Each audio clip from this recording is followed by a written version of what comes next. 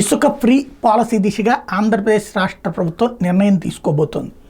దానికి సంబంధించినటువంటి వ్యవహారం మీదన జిల్లాల కలెక్టర్లతో మాట్లాడి ట్రాన్స్పోర్టేషన్ ఛార్జీలు అంటే ఉచితం అంటే రవాణా ఛార్జీలు వసూలు చేయడం, అంటే ఇసుకకి రూపాయి కట్టక్కర్లేదు, లారీకి అయ్యేటటువంటి ఖర్చు కట్టాలి.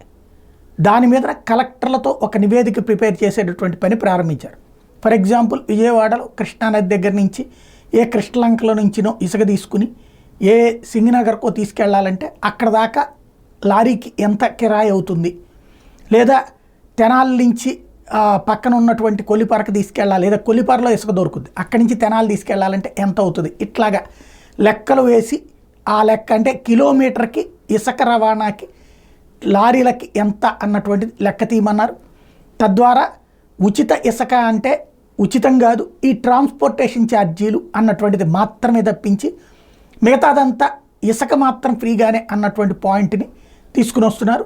ఈ ఇంపాక్ట్ ఏ మేరకు ఉంటుంది అన్నటువంటి చూడాల్సి ఉంది.